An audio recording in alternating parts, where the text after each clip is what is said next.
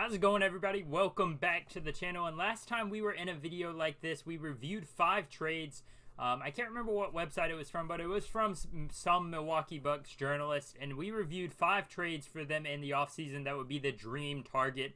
And the video did really well. It was one of my best videos, my best performing video in a long time, and thank you guys so much for that support. Now I figured why not continue this, but let's up the scale a little bit. And right here we've got an article from Zach Buckley, Bleacher Report journalist. I assume that's what he does. He's on the Bleacher Report, obviously. And it's got every NBA team's dream offseason trade target. Now I'm sure some of these are going to fall a little flat for us as they did in that other article, and there was only 5 of those, so I'd assume probably around a half of these are going to be or just nobody trades. So maybe some of them are a little disappointing, but I figured why don't we look at it and give it our best review and our best opinions, and my opinion of what I think of some of these trades. So there's a lot of these. There's 30 teams, obviously, so we've got 30 trades to look at.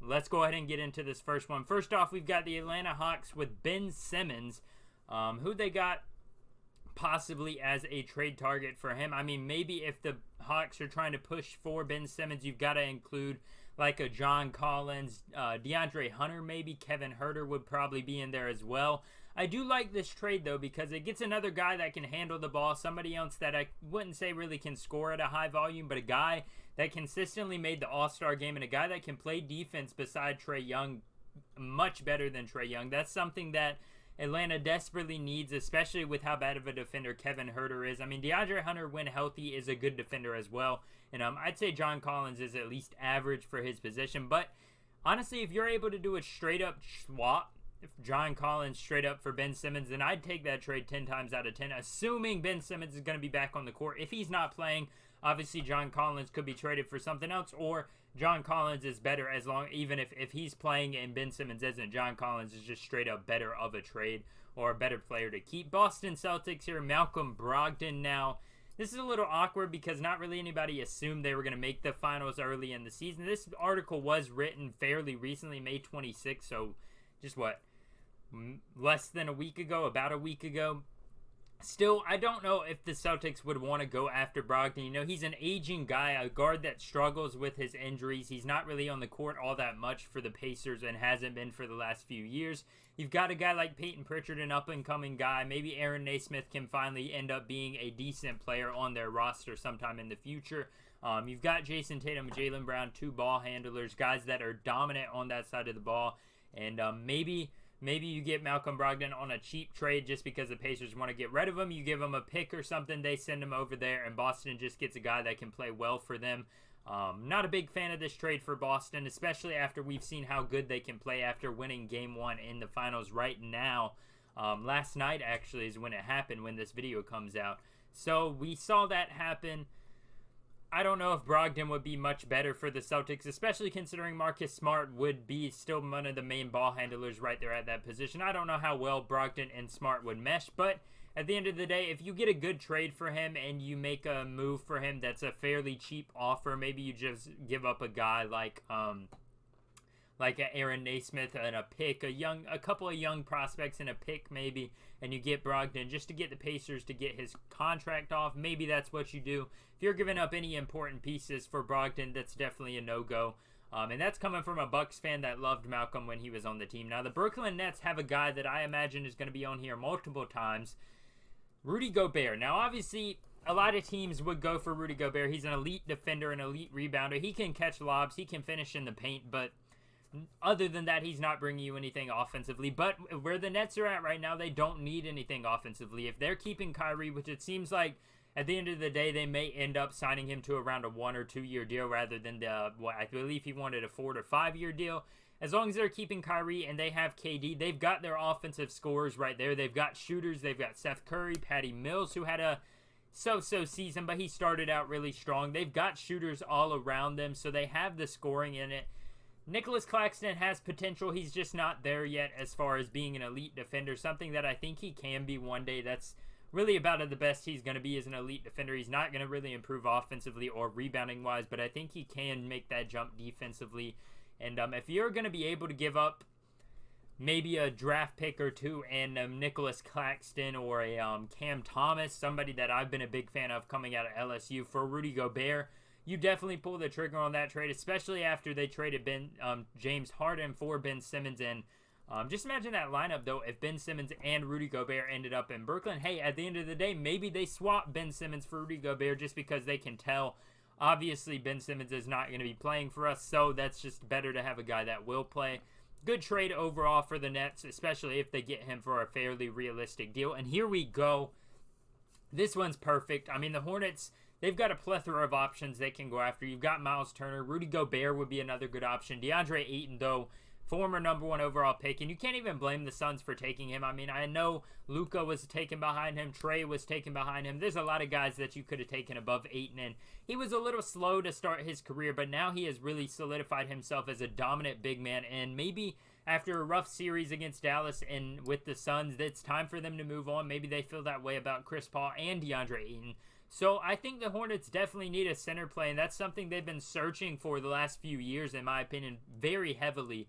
And I think this could be the right pick for them. If they were able to get a trade out there for DeAndre Ayton, maybe send Gordon Hayward a couple picks, Kelly Oubre in there too. I mean, James Bouknight, a young point guard that has some potential. He didn't really see much playing time for whatever reason for the Hornets, but he can obviously be good. We haven't seen anything of him yet, in my opinion. Enough of him, I should say. So if they could get a pick for, or they could get a trade for DeAndre Ayton without including, you know, a LaMelo Ball or Miles Bridges and probably a Terry Rozier as well. If they could keep those three guys and still get DeAndre Ayton on the team, that is a big, big win and may be able to push them over the hump. You know, Charlotte's not a big market team. They're not going to be a lot of free agents just waiting to sign to Charlotte. I mean, it's not a place that a lot of guys want to go play, especially when you've got people out there or teams out there like in LA or Miami, Texas area, stuff like that. So it's going to be tough to sign guys. So the best bet would be a guy like DeAndre Ayton. Phoenix isn't exactly a big market, I would say, so he's fit that mold. A sign-and trade, he's a restricted free agent, I believe. Maybe you're able to get a sign-and trade with a favorable option there.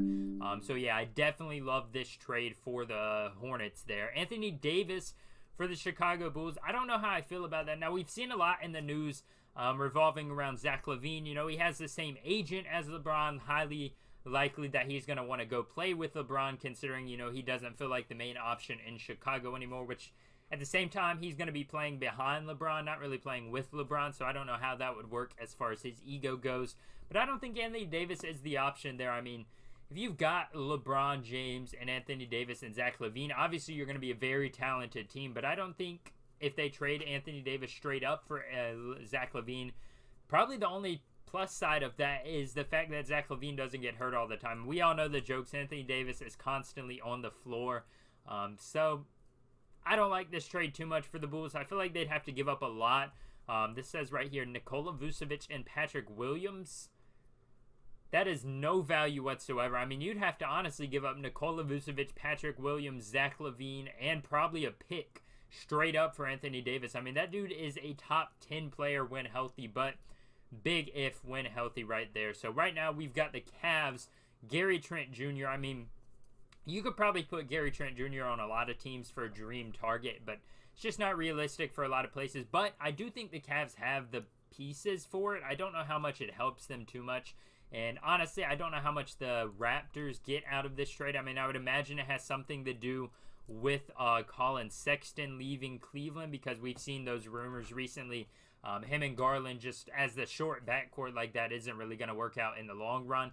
But I mean, Gary Trent Jr. is very valuable to Toronto. He was killing it this last season. A very underrated player, in my opinion. But I don't know if he really fits the Cavs' trade options. Right here, they have two other options, Harrison Barnes and Malik Beasley. Two guys I think are a little bit more realistic because we haven't seen Colin Sexton take that leap into stardom. Something that I think he can do. But once they took Darius Garland, the offense kind of shifted into his hands a little bit more as Colin Sexton began playing more shooting guard rather than more of a ball handler, main playmaker role that he did in his first year. So I think Colin Sexton could be a good piece. I just don't know. From what we've seen, I don't know if he's good enough to get you a Gary Trent Jr. Maybe you include a pick or something and it gets you that. And overall, a good idea for the Cavs if they were able to get him. But giving up a lot and giving up Colin Sexton, I don't think would be enough. So they'd have to go into it with a very cautious approach. But I think it would be a good pickup for them if they got Gary Trent Jr. And right here, this is just a perfect trade all around. I mean, just like the Hornets, just like the Nets, the Mavericks are desperately in need of a dominant center, and Rudy Gobert is probably the best option for him. They don't really have the pieces to stick together to get a DeAndre Ayton, a young guy like that would fit Luka's timeline because they're in the same draft class. But I do think they have the picks for a guy like Rudy Gobert, a guy that doesn't bring you much offensively, but he will greatly be an upgrade from Dwight Powell and Boban Marjanovic. As much as I love Boban, he's just not a starting center in the NBA. But yeah, Rudy Gobert would be a great pickup for the Mavericks. I mean, you'd probably have to include Jalen Brunson, I'd imagine.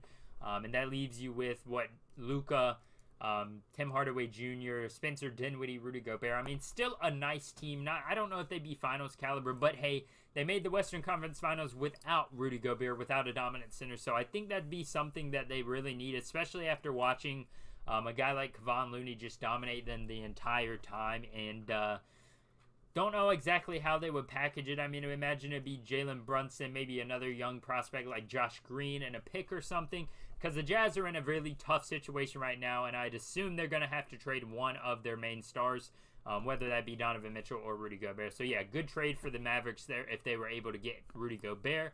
Denver Nuggets, Jay Crowder. Sure, not really an exciting one. I don't expect all of them to be exciting. Nuggets are kind of in an awkward stage where they have Nikola Jokic. It's expected, or he might have already signed his massive 5-year extension. I'm not exactly sure where he's at on that. I just saw a tweet about it, 5 days ago now, about a week ago, maybe a little bit longer than that. And they're kind of in an awkward stage where a lot of their guys are on big contracts. You know, Jamal Murray's missed a lot of time. They expect to have him back. Michael Porter Jr., he's got injured a lot these last few years, so maybe his big contract looks bad now. Maybe they try to get rid of him. I don't really think they would just yet. Aaron Gordon, they signed him to that massive contract, and he really hasn't lived up to expectations there. But yeah, they still have Jokic, so as long as they have Jokic there in playoff contention, and this one's kind of boring because every team could use a guy like Crowder, a 3-and-D player, a guy that's going to have heart and soul for your team. And he hits threes at a very, I would say a very effective clip. And with Cam Johnson right here for the Suns, it's likely that he doesn't return to Phoenix. So yeah, I would say a good idea for them, but I don't think they have the assets to pull it off. Detroit Pistons, Miles Bridges. Good fit for the Pistons. I'm going to make this one quick. Good fit for the Pistons, if I could speak English. Don't think the Hornets should trade him at all. Miles Bridges, he is such a big part of that Charlotte culture right now. Him and LaMelo are so exciting, and the only way you're going to be able to trade him, in my opinion, is if you get a big return. If you get a guy like Sadiq Bey, if you get a guy like Isaiah Stewart back, maybe both of them, maybe Saban Lee in there, Killian Hayes, one of those other young guys, because I think Miles Bridges is going to be a superstar at some point in his career, and maybe it's in Charlotte. As a guy that lives relatively close to Charlotte, they're the closest NBA team to where I live. I hope they can be successful at least some point in the near future, and I'm trading Miles Bridges just isn't the way to do that. Golden State Warriors, Miles Turner, no good. They've got Kevon Looney. Kevon Looney is very, very good for what the Warriors do. I don't think Miles Turner really brings too much that he doesn't bring. I mean, I guess you could say the three-point shooting is a lot better for Turner, but he doesn't shoot them that much. And with Draymond, with Steph, with Clay, with Andrew Wiggins, with Jordan Poole, Gary Payton II coming back, I assume. They've got a lot of people to shoot shots. And I just don't think giving up any of those pieces, even if it was a James Wiseman, a guy that they could probably get a much better center for, Jonathan Kuminga or Moses Moody, I don't think any of that would be smart for the Warriors, especially going forward. Houston Rockets, though, James Wiseman would be perfect for them. He fits the timeline with all their players, and it's very likely that Christian Wood is going to be on the move this offseason. So whether that's through a sign-and trade, whether they just let him walk, we really don't know.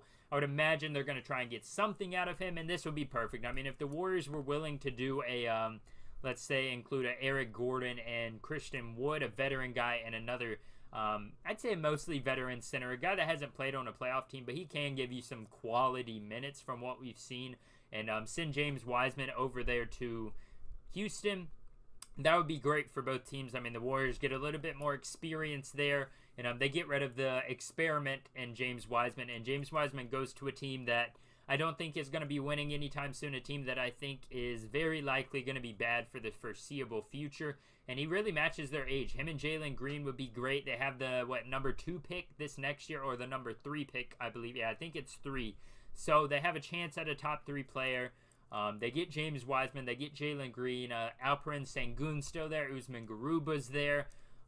Kevin Porter Jr.'s there. They just need to get rid of some of their older guys. So, yeah, I love this pick for the Rockets, or this trade for the Rockets as their dream target. Draft assets for the Pacers. Sure, I mean, they're getting younger. Get rid of Brogdon. Get rid of Miles Turner. Looks like they might be taking on the Westbrook trade to shed some contracts. I wouldn't mind that for them. So, yeah, good trades for them if they can just get younger and rebuild a little bit quicker. Los Angeles Clippers. Monte Morris, sure, he can be a starting point guard in my opinion, but I don't know if he can be a starting point guard on a finals team, and it's likely that that's what the Clippers are going to want, considering they'll have Kawhi Leonard and Paul George next year, and both of those guys are aging. They continue to put wear and tear on their bodies, so it's kind of their window's closing in my opinion, and it's going to be interesting to see what they do to get that that extra boost over the hump and try to make it to the finals. Obviously, they got Reggie Jackson there as well. So, I don't know how I feel about this one. It's just kind of a trade. Maybe it happens, maybe it doesn't. Lakers, Buddy Hield, of course. I mean, any shooter like that beside LeBron is just going to flourish or thrive. We saw that with Kyle Korver. We saw that with guys like Mike Miller, Ray Allen, guys like that just shoot the lights out on the ball. And, yeah, if the Lakers can get it done, like that Pacers trade said, with maybe getting Malcolm Brogdon or Buddy Hield back in return for Russell Westbrook. Even if they have to include Taylor Horton-Tucker, maybe they do that. And, yeah, I like this trade a lot for the Lakers. They had a chance at it last year. They took Russell Westbrook. Obviously, hindsight is 2020. That's a mistake. And it looks like they might be keeping Westbrook. But if you're going to make a trade, that's a perfect trade for you. And Memphis Grizzlies, you have Pascal Siakam. I don't think the Raptors are going to trade Pascal after the season he had, and I don't think it really helps the Grizzlies all that much. I think if Ja was healthy, they gave that Warriors team just a little bit more of a fight, so I wouldn't really go into that trade too much. Miami Heat, Bradley Beal, and I'd assume that has something to do with a Tyler Hero, Duncan Robinson package, something like that. They did come out recently and say they were open to trading Bam Adebayo, so this would change up a little bit, and I might make a video about that in a few days about the Bam Adebayo situation if I didn't address it enough in that last video that you guys saw about the Heat after losing to the Celtics, as I try to remember what I'm talking about here. But anybody could take Bradley Beal. I mean, imagine Bradley Beal scoring next to Jimmy Butler scoring and defense. Just a great fit right there. I mean, him, Kyle Lowry, Bradley Beal, and Jimmy Butler would be great. Don't know if they have the pieces to do it, but I would imagine the Washington Wizards, after rebuilding, would take on Tyler Hero, a guy that looks like he could be probably a top 50 player in the NBA at one point in his career. I don't think he'd ever be a superstar, but he could be a quality starter. Milwaukee Bucks, KCP, we talked about this in my one video. Good target. Don't know how we're going to get him, but maybe we give up like a George Hill and a pick or something. I don't really want to trade picks. I would like for us to take them, as we have very little young talent. So, yeah, I don't care about that one too much. I have seen that running around a lot. Timberwolves, Damian Lillard. Now, Dame's staying in Portland, in my opinion. As much as I would love to see him get traded and go to a winning situation, which, I mean, maybe Portland's not that. And that's actually the trade I did in my Minnesota Timberwolves rebuild 3 weeks ago. So I guess it's realistic now. I didn't know if it would be in the moment, but as much as I'd love to see him leave Portland and be successful, I don't think he's going to. He kind of he sleeps and breathes that Portland air, and I don't think he'll be leaving anytime soon. New Orleans Pelicans, Alec Burks, sure. He's a shooter. He can play some defense, and depends on if they get Zion back or not, in my opinion. If they do, they'll probably try and make a bigger splash. I mean, maybe including Jackson Hayes, a young guy, to one of those teams that needs center play. New York Knicks, though.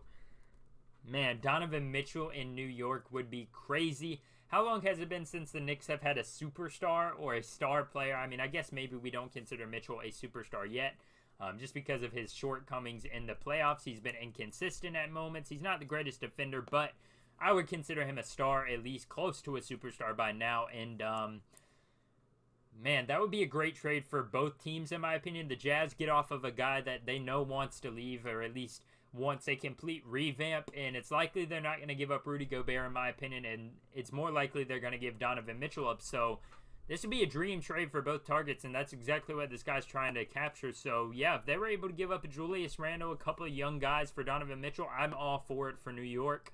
OKC Thunder, more draft picks? Nah, they have enough already, and in my opinion, they should probably trade some of those picks for established players if you want to win. I mean, you can only be bad for so long. Getting down to the final 8 now. Orlando Magic, Miles Bridges, no thank you. Like I said, Miles Bridges, stay in Charlotte. Please stay in Charlotte. I love seeing you and LaMelo play on that court. So I don't think there's really much they could do to trade for him, especially that they had the first overall pick, and the top 3 guys are power forwards / small forwards, which is right around where Bridges plays. So I wouldn't do that trade if I was them. The 76ers, though, Bradley Beal. Now, that would not be a bad trade for them. I mean, James Harden came in, and I think he can get back to at least 95% of what he used to be. And by used to be, I'd say mean healthy the first year in Brooklyn. He really played well his first year in Brooklyn. And this last season is kind of where it started falling apart. As we all know, they ended up trading him at the deadline. And it's very likely that he's not going to get a deal, or he gets moved because of how bad he played. But maybe they try to stick with him just because Embiid wants a quality team. But if they were going to get Bradley Beal in, that would be the best case scenario to get Embiid to stay. I mean, he's come out and said that he's open to moving. So maybe, just maybe, they don't sign Harden and they try to get Bradley Beal to convince Joel Embiid to stay. But if they were going to do that, I mean, it's a good trade for Bradley Beal, but I don't think they have the pieces to. Still, decent option. Phoenix Suns, Clint Capella, and in my opinion, it's very likely that they would give DeAndre Ayton up for Clint Capella. They don't want to sign him to that max extension. They're probably going to try and stick to Chris Paul just 1 or 2 more years and see where that goes. You kind of feel like their window closed after losing to the Mavericks, and I really don't know if Clint Capella could answer anything more than what Ayton does, but if they don't want to have a guy on a max contract, they want to have a little bit more spending money, then yeah, that's a tactical downgrade in my opinion, a quality one at that. Portland Trailblazers, Jeremy Grant. Flying through these last few because this video is going to be way too long. Don't know if I like this trade. It doesn't really do much. They're a bad team. Jeremy Grant's an aging guy. He's around 29, so he only has a few more years where he's going to be really good. And I don't think he helps the Trailblazers compete, so not a good pick there. Sacramento Kings, top 3 pick. Maybe. I mean, is there really that big of a gap between number 3 and number 4? I don't know. In my opinion, not really, considering the Kings will probably take the wrong pick anyways, knowing the Kings. Sorry, Kings fans out there. Please forgive me, but that's what I think about that. I don't really think they should pursue anything that gives up pieces for just a 1 spot up. San Antonio Spurs, Zach LaVine, and in my opinion, this is the most likely place. You know, DeJounte Murray and him are buddies. He's constantly tweeting at him. He wants him to come play with him. Zach LaVine has kind of hinted at it across his career, and I think it would be a big step up in his career and really help him to come play for Greg Popovich for at least however many seasons we have left of Popovich. I can't remember if he has announced anything about retiring. So yeah, good trade for the Spurs there. Toronto Raptors, Harrison Barnes. Probably the worst trade on this. No, the second worst trade. The first was the OKC Thunder, more draft picks. But Raptors don't need Harrison Barnes. He doesn't fit the timeline. Imagine who they give up for him. I mean, I wouldn't even want to know. So no, not a good trade for them. Utah Jazz, Andrew Wiggins maybe. I don't like this trade for the Warriors. I mean, if the Jazz can get him for a decent deal, maybe for Rudy Gobert or something like that, I think it's a great trade for them. But the Warriors, this guy just was an all-star starter, and he's on a relatively team-friendly contract. So I think the Warriors would love to bring him back, and I don't see any reason why they wouldn't. Finally, we have the Washington Wizards, Malcolm Brogdon. No, not at all. They're rebuilding. They're not a good team. Malcolm Brogdon doesn't put you over the hump. He's one of those guys. He's a great starter on a championship quality team, but he cannot be the best player on a rebuilding team and expect him to go out there and give you 40 and 10 a night and get you into the playoffs. Just not going to happen. As much as I love him as a player and a person, not a good trade. But overall, a fairly good article. I think most of these trades were relatively realistic. How did you guys feel about these trades as I talk? a little weird for whatever reason. And I think most of them were quality. What did you guys think was the worst one? What did you guys think was the best one? Make sure to comment that down below. If you find any other articles you'd love to see me read and react to, I'm more than open to do it. Leave the comments down below there. Make sure you guys hit the like button if you did enjoy this video, and hit the subscribe button even more if you enjoyed this video especially. Thank you guys so much for all the support, and I'll see you next time.